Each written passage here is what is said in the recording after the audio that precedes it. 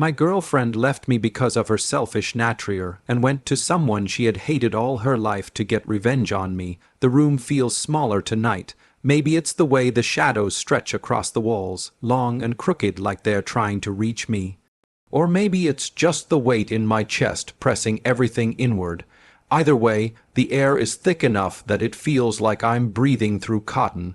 I'm sitting at the edge of my bed, the mattress sagging a little under my weight, the sheets tangled from another night of restless sleep. The lamp in the corner is off, leaving only the glow of my laptop to light the room. It paints my face with this cold blue tint, like I'm some ghost haunting my own life. My fingers hover above the keyboard. They've been shaking for a few minutes, though I keep telling myself it's just the cold. It's not. I know it's not. I stare at the empty text box in front of me, the Reddit post I started and deleted at least 5 times in the last hour. Every version felt too dramatic, or too soft, or too pathetic, but this time, the words come out of me before I can stop them. Hey everyone, as you can tell from the title. I pause, swallow hard. My girlfriend is a total bitch. Saying it silently in my head is one thing, typing it out, seeing the words glow back at me on the screen, makes it feel heavier, realer, like I've crossed some invisible line I've been dancing around for months.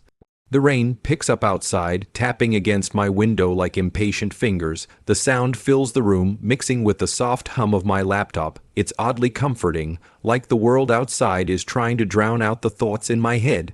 I lean back slightly, dragging both hands down my face. My palms are cold, but my cheeks are warm, flushed with a mix of exhaustion and something uglier. Shame, maybe, anger, I don't even know anymore. Everything I feel lately blends into the same dull ache. I take a breath that feels too loud in the quiet room. My shoulders rise, fall. I pull the laptop closer and continue typing. For security reasons, all names will be changed. The words spill out faster now. My age, her age, high school, the beginnings of everything, the sweetness we used to have, the way I used to look at her like she was the one steady thing in a messy world, the way she used to look back, soft, warm, like she actually loved me. My fingers slow as I reach the part where things changed. They tremble again, not because the memory hurts, but because admitting it hurts even more. Writing it makes it real. Writing it means I can't pretend that I'm imagining things or overreacting or just going through a phase. Like she always said, I glance around the room as if someone else is watching me, judging me for putting my life online like this, but there's no one. Just the messy bed, the pile of unfolded laundry, the mug of cold coffee on my nightstand. And me, sitting here like a grown man who has nowhere else to put his heartbreak except on the internet. The cursor blinks on the screen, steady, patient, waiting for me to continue. I exhale slowly, then type the sentence I never thought I'd say out loud, let alone write for strangers to read. If it weren't for this situation, I would have proposed today. My throat tightens when I see those words. I stare at them for a long time. Long enough that the rain becomes a soft roar outside, long enough that the screen starts to blur slightly because my eyes won't stop stinging. I was supposed to be happy today. I was supposed to be planning a future. Instead, I'm here, alone, typing out the ruins of something I spent years trying to build, and for the first time I let myself admit it. To the screen, to the room, to myself, something is terribly, undeniably broken. And maybe I'm finally ready to stop pretending it isn't. Sometimes I wonder if memory is a liar, because when I look back at the beginning, at us, it feels too warm, too perfect, like a scene from someone else's life. Like a movie I watched years ago but can't fully convince myself I lived. I can still see that courtyard clearly whenever I close my eyes, sunlight spilling over cracked pavement, groups of students laughing too loudly. The smell of fresh, cut grass drifting in the air, and then there was her. The first time I noticed her, she was standing by the vending machine, kicking it with a mix of frustration and determination, because it ate her coins. Her hair was messy from the wind, her backpack was half open, papers sticking out like they were trying to escape. She looked like chaos with a heartbeat, and I remember thinking, that's the most beautiful thing I've ever seen. Back then, everything between us was effortless. We'd walk side by side down the hall and our shoulders would brush, sending sparks I didn't know how to handle. We'd pretend not to notice. I'd make some stupid joke to hide the way my heart was hammering, She'd roll her eyes but smile in that small, shy way she used to. There was a moment, one I didn't realize meant everything until later. We were sitting on the grass behind the cafeteria, sharing a packet of chips because I forgot my lunch again. She nudged my shoulder and said, "You're hopeless, you know that," but her voice was warm, teasing, affectionate. That was the first time she looked at me like I mattered. That look could have carried me through 1,000 storms. A montage of memories plays in my mind every time I think of those years. Sneaking out of class just to sit in the stairwell and talk about nothing and everything. Passing notes folded into sloppy origami hearts. Sitting under streetlights, her cold hands wrapped in mine as we talked about what we wanted our futures to look like. Back then, her laughter was soft and real. It wasn't the brittle, tired sound it later became. I used to make her laugh on purpose just to see the way her eyes scrunched up at the corners, like she was genuinely happy, like she felt safe with me. I remember buying her little things, cheap bracelets, snacks, a phone case she'd pointed at once in passing. I didn't have much money, but I'd save every coin I could. I'd skip lunch for a week if it meant getting her something she liked. And every time I gave her something, her face would light up. She'd throw her arms around my neck and whisper, "Thank you," small, sincere, close. Those moments felt like the universe was confirming that I had picked the right person, that maybe finally I wasn't alone in the world.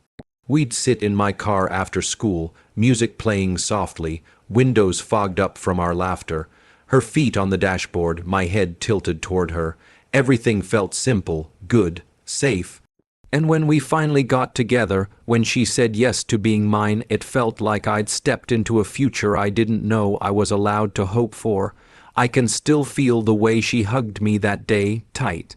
Real, like she was choosing me just as much as I was choosing her.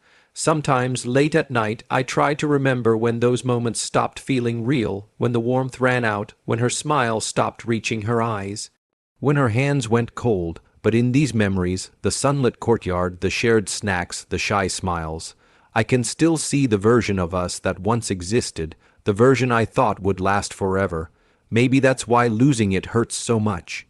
Because once, even if it feels impossible now, we were happy, and I believed it with everything in me. I still remember the drive to her parents' house like it was some sort of initiation test I didn't know I'd been studying for. My hands were sweating on the steering wheel the whole way there, even though I kept wiping them on my jeans at every red light. She sat beside me, legs curled up, humming along to some old pop song on the radio like it was just another Saturday. Meanwhile, my heart was beating like I was on my way to a job interview I was absolutely not qualified for. "They're gonna love you," she said casually, not even looking up from fixing her lipstick in the tiny car mirror. I didn't answer. I didn't trust my voice not to crack from nerves. The house was bigger than I expected. Not a mansion, but definitely the kind of place where everything has a designated spot and the grass looks like it gets weekly haircuts. The porch light was on even though it was barely evening, like they wanted to make sure I could see exactly what I was walking into. When she opened the front door, warmth spilled out immediately. Light, voices, the smell of something buttery baking in the oven. Her mom appeared first, wearing one of those sweaters that makes you think of childhood winters, and pulled her daughter into a tight hug before turning to me with a smile that could melt steel. "You must be him," she said. I didn't know what to do with my hands. I offered one for a handshake, but she ignored it and hugged me anyway. It felt strange at first, but in a comforting way, like someone was telling me I didn't need to be nervous. Then her dad stepped out from the kitchen hallway. Now that guy. He had presence, not the loud kind, the quiet kind. The kind that makes you straighten your posture even if you don't realize you're doing it. He looked at me for a second, this lingering, evaluating glance, and for a moment I forgot how to breathe. Then he smiled, broad, genuine. "Glad to finally meet you," he said, shaking my hand with a grip that was firm but not intimidating. She had told me they both worked for the FBI, and normally that kind of thing would have terrified me. But somehow, standing in that doorway, with them smiling at me like I was already part of something important, the fear dissolved. Dinner was a blur of warmth and noise and the kind of laughter that comes naturally, not forced. Her mom placed a plate in front of me loaded with food way more than I could eat, but I thanked her like it was the greatest honor I'd ever received. Her dad asked about school, then about sports. When I mentioned Muay Thai, he raised an eyebrow in impressed surprise and leaned forward like that piece of information had suddenly made me more interesting. We talked about everything, my future plans, classes I hated, shows they loved, the day they adopted their dog. Every time I said something, her mom nodded like it was the smartest thing she'd heard all day. Every joke I made landed. Every smile she gave me across the table felt like a quiet little victory. She rested her hand on my knee under the table, a small touch that grounded me in the moment. It said, "See, I told you this would go well, and it did. Better than I expected, better than I probably deserved." Later, when we all moved to the living room, her parents showed me old pictures of her, baby photos, awkward middle school stages, all of it. She groaned and hid her face while we laughed. Her dad nudged me and whispered, "She's always been dramatic." And I laughed harder than I should have. For a moment, just a moment, I felt like I belonged there. Like I'd stepped into a version of my life where everything made sense, where love was simple and families were welcoming, and the future looked like something I could actually reach. When we finally left that night, her mom hugged me again. Her dad patted my shoulder and said, "Come by any time," and as we walked to my car hand in hand, she looked up at me with that soft, glowing smile I used to think would never fade. "I told you they'd love you," she whispered. And I believed her, completely, because in that moment, it felt like the beginning of forever. There's no single moment you can point at and say, "That's when everything changed." No dramatic fight, no betrayal. No slammed door echoing through the hallway. Instead, it was quiet, slow, like watching paint peel, one tiny crack at a time. It started so subtly I didn't even notice at first. A shorter reply here, a colder tone there, a missed smile, a missed hug, a missed moment. One day at a time, the warmth I used to feel around her started to thin out like a favorite sweater unraveling thread by thread. I remember sitting in our living room one night, the same one where we used to binge, watch shows, legs tangled, both of us laughing at stupid plot twists. But this time, when I looked across the room, she wasn't even facing me. She sat curled on the opposite end of the couch, phone in hand, the light from the screen casting a pale glow on her face. Her expression was flat, bored, almost annoyed, at me, at life, at everything. I wasn't sure. I tried to talk to her, tell her about my day, tell her something funny that happened at work. She barely looked up. Okay, yeah, whatever. Each word clipped hollow, tossed at me like scraps she didn't really want to give. I remember laughing awkwardly, trying to lighten the mood. I asked if something was wrong. She didn't even glance at me. "Can you not write now? I'm tired." That alone wouldn't have meant anything. Everyone gets tired. Everyone has off days, but the off days turned into off weeks, and the off weeks turned into her new normal. Conversations became arguments, arguments became routine, and routine became this strange, suffocating tension that wrapped around the house like fog. I'd walk into a room and feel it in my chest before either of us even spoke. Her eyes stayed cold even when her voice wasn't. Her words stayed sharp even when she didn't raise her voice. There was this one moment that sticks with me. Maybe because it was so small, yet it hit me like a punch. I had cooked dinner for us, something simple, nothing fancy, but I'd put effort into it. I plated it nicely, set the table, dimmed the lights a little. I just wanted something, some connection, some spark of what we used to be. She sat down, stabbed the food with her fork, took one bite and made a face, "It's too salty." Then she shoved the plate away and grabbed her phone. That was it. "No thank you. No, I appreciate the effort." Not even a second bite. I remember staring at the plate I'd worked on for an hour, feeling this strange emptiness spreading through my chest. Not anger, not disappointment, just numbness, and she didn't even notice. Another night, I tried hugging her from behind while she was brushing her hair. I had done that 1,000 times before. She used to laugh, tilt her head back, kiss my cheek.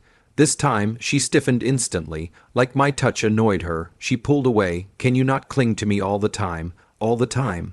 Those words echoed in my head long after she left the bathroom. I stood there staring at my reflection. I looked tired, older, smaller, like someone had been slowly draining the color out of me. I told myself it was just a phase. Work stress, life stress, something temporary, but the truth was darker. Something was shifting between us, around us, inside her, and I was the only one trying to pretend it wasn't happening. There's a peculiar kind of heartbreak that comes not from losing someone suddenly, but from losing them slowly, day by day, piece by piece, until one morning you wake up, roll over, and the person lying next to you feels like a stranger. That's what those months felt like sleeping next to a ghost of a girl I once knew, and slowly, quietly, becoming a ghost myself. When you love someone, you start believing in this quiet, stubborn hope that if you just try hard enough, work hard enough, give enough, things will go back to the way they used to be. You convince yourself the relationship is a puzzle that can be solved if you just find the right pieces. So that's what I did. I started trying harder, harder than I ever had in my life. I woke up earlier, worked longer, smiled wider, swallowed more pain, bent myself into shapes I didn't even recognize, just to keep us from breaking. I remember the exact morning I made the decision to fix everything. I stood in front of the bathroom mirror, eyes red from a near sleepless night, my reflection looking like someone who had aged 5 years in one. And I told myself if I change, maybe she'll love me the way she used to. That sentence became my mantra. Every day after that felt like a mission. I drowned myself in work, laptop open at 6 a.m., even before the sun rose. I'd type with this fierce desperation, searching job boards, sending resumes, learning new skills like my life depended on it, and in a way it did, because every sent application felt like another attempt to save us. When I finally got the remote job with the better salary, I remember running to her, almost excited, almost childlike, hoping she'd look at me with pride or even surprise. She glanced up from her phone. "Oh, cool," she said, then went back to scrolling. That should have been the moment I realized the problem wasn't me, that her unhappiness had roots I couldn't see, couldn't reach, couldn't fix, but I didn't allow myself to think that. Instead, I cooked for her more often, cleaned the apartment until my hands hurt, folded her laundry, surprised her with dinners, snacks, small gifts, things that used to make her smile, now she barely noticed. One afternoon, I brought her favorite pastry from the shop across town. The one she used to rave about. I set it in front of her like an offering. She didn't even look up. "I'm not hungry," she said flatly. The pastry sat on the table until midnight. I threw it away. She didn't ask. The more distant she became, the harder I pushed myself, like I could outrun her growing resentment. I told myself she was stressed or overwhelmed or tired, that she needed support, not pressure, so I became a support beam holding everything up. Her moods, our relationship, my own unraveling mental state. I stopped taking care of myself. I skipped meals, stopped exercising, stopped meeting friends, stopped doing anything except working and trying to keep her happy. Some nights I'd collapse onto the couch, exhausted, only for her to snap at me for not listening, for not doing enough, for missing some invisible expectation I didn't even know existed. "You're so distant," she'd accuse me. Or, "You never try anymore." I'd stare at her, stunned, because I was trying so hard I barely recognized my own life anymore. Sometimes I'd lie awake beside her, staring at the ceiling, thinking about the boy I used to be, the one who laughed easily, who felt confident, who wasn't constantly apologizing for existing. Where did he go? When did I lose him? I kept hoping she'd notice, that she'd look at me one day and realize how hard I was fighting for us. But the more effort I poured in, the more she pulled away, like my love was, a weight she didn't want to carry anymore. Still, I kept going, kept hoping, kept believing that if I just did one more thing, one more fix, one more sacrifice, one more apology, maybe she'd look at me the way she once did. But the truth was slowly becoming impossible to ignore. I was rebuilding a house she no longer wanted to live in, pouring myself into a relationship that no longer had room for me, and every day I tried harder, the further she drifted. I don't remember falling asleep, but I remember waking up. The air felt different, lighter but heavy at the same time, like dawn after a long storm. I opened my eyes slowly, blinking against the weak morning light leaking through my curtains. My room looked the same, but I didn't. There was a strange quiet inside my chest, the kind that comes after crying so much that even your tears give up. For a moment I just lay there, staring at the ceiling. My breaths were uneven, but calm enough to keep me grounded. I felt empty, but not the dangerous kind of empty, more like a blank page, and a blank page can be rewritten. That thought flickered inside me like a match in the dark. I pushed myself upright, slowly, each muscle in my body stiff from the night before. I ran my fingers through my hair and exhaled shakily. Okay, I whispered to myself, voice hoarse, one more try. Getting out of bed felt like wading through wet sand. Every step was heavy, reluctant. But I kept moving. I walked to the bathroom and splashed water on my face. For a few seconds, I leaned over the sink, watching the water drip from my chin into the basin. My reflection stared back at me, tired eyes, messy hair, but something else too. A spark of something I hadn't seen in a while, resolve. I got ready slowly, almost ritualistically, as if each action had its own meaning. Combing my hair, straightening my shirt, lacing my shoes, little things, but each one felt like reclaiming a part of myself. As I stepped outside, the morning air wrapped around me, cool and fresh. The sky was a soft gray, blue, clouds drifting lazily like nothing in the world was urgent. I walked down the familiar street towards school, my backpack slung over one shoulder. The city was waking up, shutters opening, children rushing with half-eaten parathas, bikes humming past me. Life was moving, and for the first time in days I felt like maybe I could move with it. But the moment I reached the school gates, the old tension curled in my stomach. The place looked the same, kids laughing in groups, others rushing to class, some kicking a football across the dusty ground. But for me, it felt like walking into the arena again. My heart thudded, heavy and uneven. What if they looked at me the same way? What if they whispered again? What if yesterday repeated itself? I paused near the entrance, my hand hovering just above the metal gate. I took a deep breath. You don't control me. I whispered, to the fear, to the shame, to the memory of falling and failing, not anymore. With that, I stepped forward. Inside the classroom, a few kids glanced up. I felt their eyes graze over me, soft but curious. No one laughed, no one whispered. Maybe they had forgotten, or maybe I had imagined it worse than it was. Words have a habit of sounding louder inside your head. I went to my seat and sat down quietly.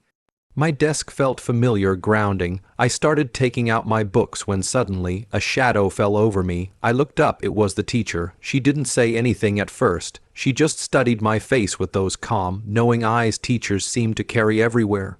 Then she placed a gentle hand on my shoulder and said softly, I'm glad you're here. Something cracked inside me, something cold and heavy. Her voice was warm, sincere, almost motherly. It wasn't dramatic. It wasn't emotional, it was simple, but it was enough. For the first time in a long time, I felt seen, not judged, not measured, seen, and right then I understood something. Sometimes the turning point isn't loud. Sometimes it's not a speech or a victory or a moment of glory. Sometimes it's just showing up again, broken, scared, unsure, but showing up anyway. That morning I realized, maybe that was the real secret. Not strength, not perfection, just trying again, and so, quietly, almost imperceptibly, my life began to change. The rest of the school day drifted by quietly, almost too quietly. It was strange, how normal everything seemed. No one pointed fingers, no one whispered behind cupped hands. If anything, people just existed around me like I wasn't the center of some terrible spotlight after all. But even with the calmness, I felt this uneasy flutter inside my chest, like something was waiting for me just outside my line of sight. That moment came after school. The final bell rang, and the hallways exploded with noise. Chairs scraping, backpacks zipping, students rushing out like they were being released from cages. I packed my books slowly, taking my time, breathing in, breathing out, trying not to rush. I didn't want to step back into the world outside just yet, but eventually I slung my bag over my shoulder and walked out into the afternoon sunlight. The school ground was still busy, kids lingering, some playing cricket, some trading snacks. My eyes instinctively drifted to the far end of the yard, where the football ground stretched out in a wide patch of dusty brown. The goalpost was crooked, the field lines were half erased. It wasn't much. But to me, it was everything. That's where it had happened. That's where I fell, where they laughed, where I decided maybe I wasn't good enough. I swallowed hard, my breath hitched. For a second, I considered just walking away. But something inside me whispered, not today. I walked toward the field slowly, each step heavier than the last. My shoes kicked up small clouds of dust. I could feel my heartbeat in my ears, loud and uneven. A few boys were already there, passing the ball casually, lost in their own rhythm. Laughter, dust, sunlight, Everything felt unreal, like I was watching through someone else's eyes. I stopped a few feet away, unsure if I should step closer or turn back. That's when I heard him. "Hey, want to join?" I turned. It was Raffi, one of the boys from my class, the same boy who just days ago had been there when I slipped and made a fool of myself. He wasn't laughing now. He wasn't smirking. He just looked at me, like I was simply another kid, not a walking embarrassment. My throat tightened. I don't know, I murmured. "I'm not really good." He shrugged casually. "Who cares? We're just playing." It was such a simple sentence, but it felt like someone had reached out and unlocked a door I didn't even know was still closed. I hesitated for one more second, then I nodded. The ball rolled toward me gently, stopping right at my feet. I looked down at it, the familiar pattern of pentagons and hexagons staring back at me. My palms went sweaty, my breathing turned shallow. This was where I fell. This was where they laughed. This was where I walked away. Now, this was where I was returning. I lifted my foot and nudged the ball forward. It wobbled slightly, rolling unevenly over the dirt. Not perfect, far from it, but it was a start. I chased after it, awkward at first, but slowly my body remembered the weight shift, the balance, the rhythm. Raffi passed the ball back to me. I tried controlling it. It bounced off my knee, went sideways, nearly slipped away. A couple of boys snickered, not meanly, just at the moment itself. But this time, I didn't freeze, I didn't shut down, I didn't let the laughter swallow me whole. I kicked the ball back, and they smiled. Not at me, with me. Something warm cracked open inside my chest. Small, fragile, but unmistakably bright. For the next 10 minutes, we passed the ball around. I messed up a dozen times, missed kicks, awkward stumbles. A near trip that almost replayed the disaster from before, but I stayed, I kept going, I kept trying, and the world didn't fall apart. When the game ended, I felt my shirt sticking to my back with sweat. My legs ached, my face was flushed, but as I walked off the field, Raffi bumped his shoulder lightly against mine. "You did good," he said simply. I didn't know what to say, so I just smiled. A small victory. Quiet, simple, almost invisible to everyone else, but to me, it felt like reclaiming a piece of myself I thought I had lost forever. As I walked home that day, I realized something. Maybe healing doesn't arrive all at once. Maybe it comes in tiny moments, a gentle invitation, a hesitant step forward, a missed kick that doesn't break you. Maybe.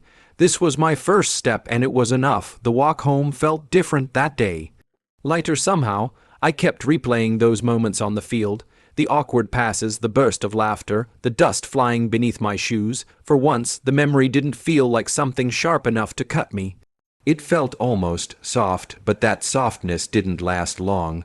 When I reached home, the sun was dipping low, turning the sky into a slow burn of oranges and purples.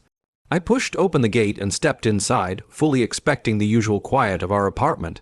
Maybe the low hum of the fan, maybe the faint smell of dinner cooking. Instead, I heard raised voices, my parents'. Again, I paused at the doorway, hand still on the knob, heart starting to thud in place. Their voices weren't angry, they were worried, tired, concerned in a way that made my chest clench. I stepped inside slowly. They were standing in the living room, my dad with his hands on his hips, my mom with her arms folded but her eyes soft. They turned as soon as they heard my footsteps. My dad spoke first. "You're late." Not accusing, not stern, just observing. "Yeah," I muttered, dropping my bag near the wall. I stopped at the field. My mom's eyebrows lifted just slightly. "The football field, him." I wasn't sure why my throat tightened when I said it. Something flickered in their faces, not relief, something closer to recognition.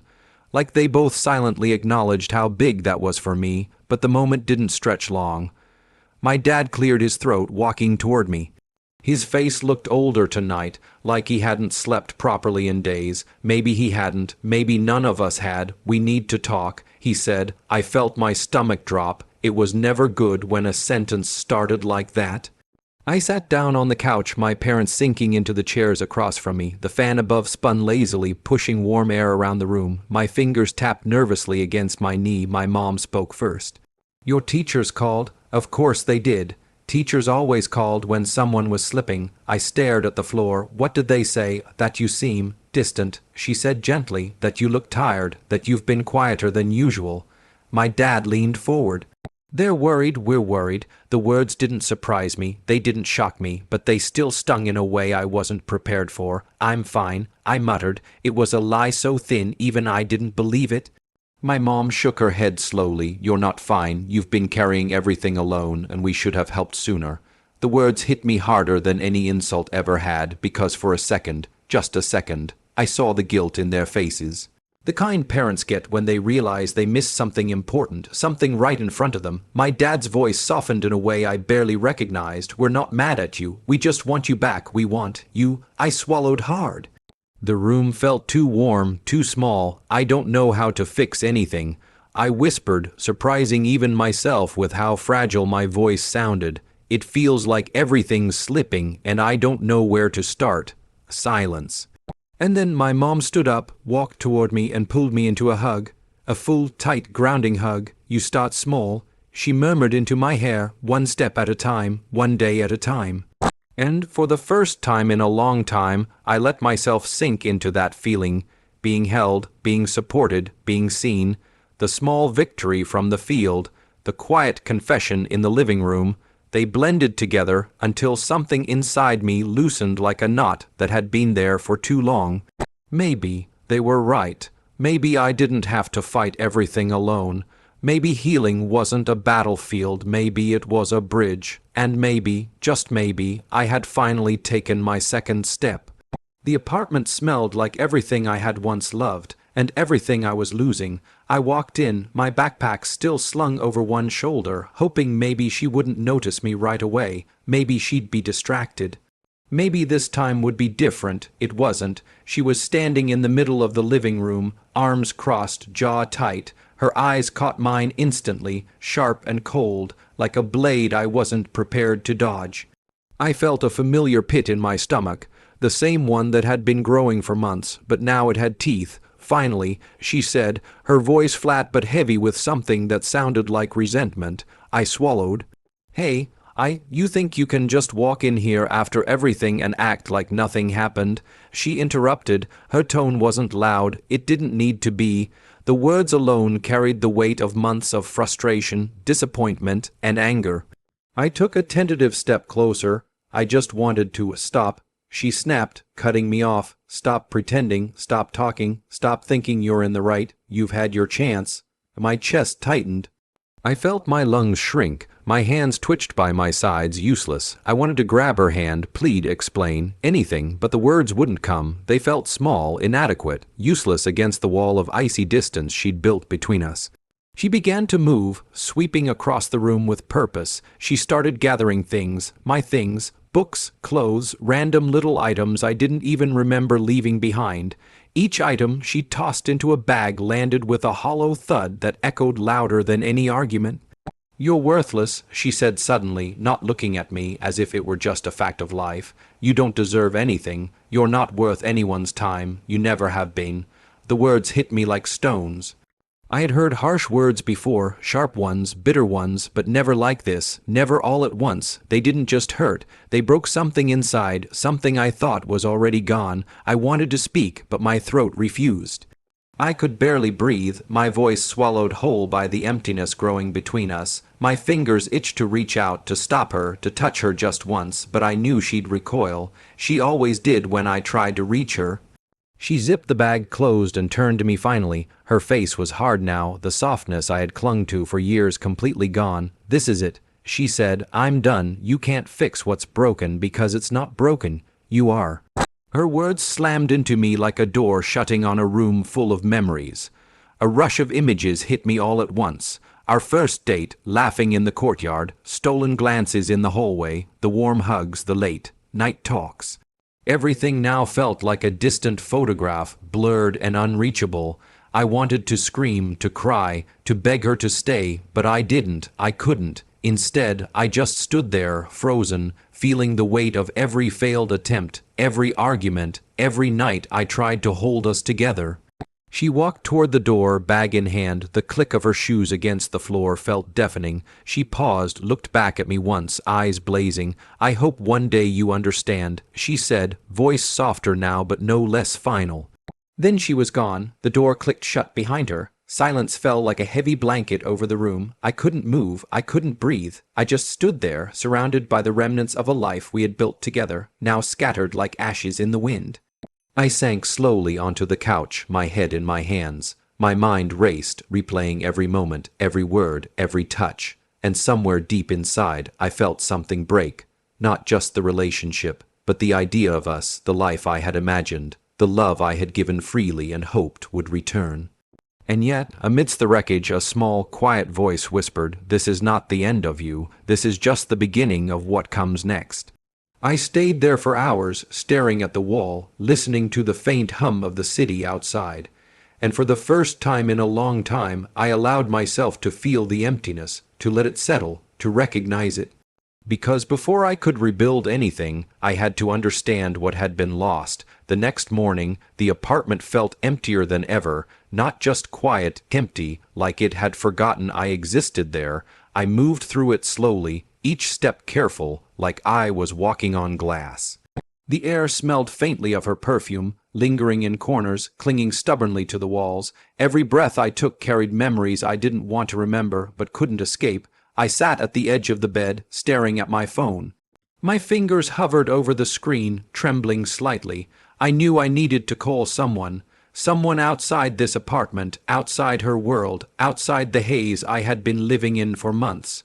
Someone who could see me clearly, who wouldn't judge or blame or tell me I was weak. I had been recommended a psychologist by a friend, someone they trusted, someone who could help me untangle the mess of emotions that had taken over my life. I dialed the number, my hand shaking, my heart thudding like a war drum in my chest. I almost hung up twice, telling myself I could handle it on my own, but deep down I knew I couldn't, not anymore. "Hello."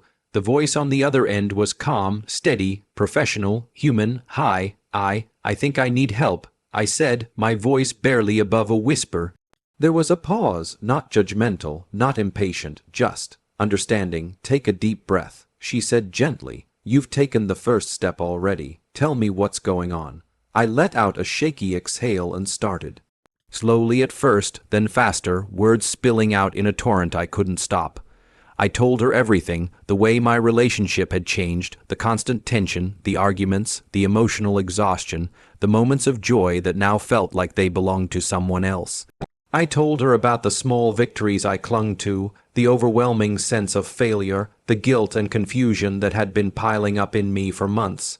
I expected a reaction, sympathy, shock, maybe even judgment. But instead, she listened, quietly, patiently, and then she said something I'll never forget. "You're experiencing severe burnout and apathy, and based on what you've described, there's a possibility of bipolar disorder. You're not broken. You're overwhelmed, exhausted, and in need of guidance." I sat back, my chest heaving. The words hit me like a wave, crashing over me, leaving me gasping. I wanted to argue, to deny, to convince her I was fine. But the truth was undeniable. I had been running on empty for so long that I had forgotten what full even felt like. For the first time in months I let myself cry, not silently, not hidden. Real, raw, messy tears that streaked my face and left trails down my shirt. She didn't rush me, she didn't tell me to stop, she let me be. And in that letting, I felt something shift. We talked for hours, strategies, coping mechanisms, understanding patterns, finding ways to rebuild myself piece by piece. She helped me see that my worth wasn't tied to someone else's approval, that I wasn't defined by my failures or my inability to fix what wasn't mine to fix. When the call ended, I sat in silence, staring at the wall, exhausted but strangely lighter. For the first time in what felt like years, I realized that asking for help wasn't weakness. It was courage, and maybe, just maybe, it was the beginning of healing. Later that night, I looked out the window, the city lights flickering like distant stars. I allowed myself a small, tentative thought. I might be okay. I might actually be okay, because for the first time, I wasn't trying to hold everything together alone. I had someone guiding me through the mess, helping me untangle the knots, helping me breathe again. And for the first time in a long time, I believed that maybe, just maybe, I could survive this. It took me a week to work up the courage. 7 days of pacing the apartment, of replaying every moment in my head, of asking myself over and over, do I really want to do this? Am I ready? By the time I finally left, the sun had started its slow descent, painting the sky in bruised purples and oranges. The city hummed around me, the distant honk of a horn, the murmur of people walking home, the clatter of shop shutters closing. But all I could hear was the pounding of my own heartbeat in my ears. I wasn't sure if I wanted answers.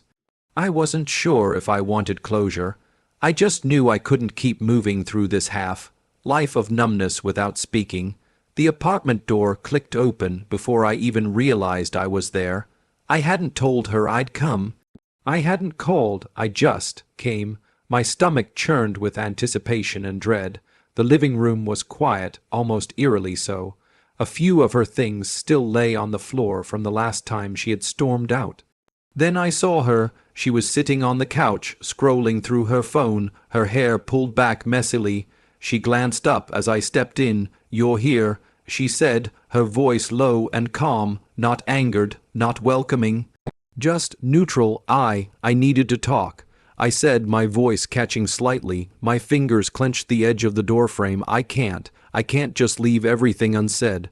Her eyes narrowed slightly. Everything, or just your version? I flinched because even in her cool, calculated tone, there was truth. I had my side to tell, and she had hers, and somewhere between them, the line of reality had blurred beyond recognition. "I'm not here to argue," I said, stepping closer. "I just need to get it out. I need to be heard. Maybe you don't care. Maybe you won't listen, but I have to try." She put her phone down slowly, studying me like she was measuring my worth.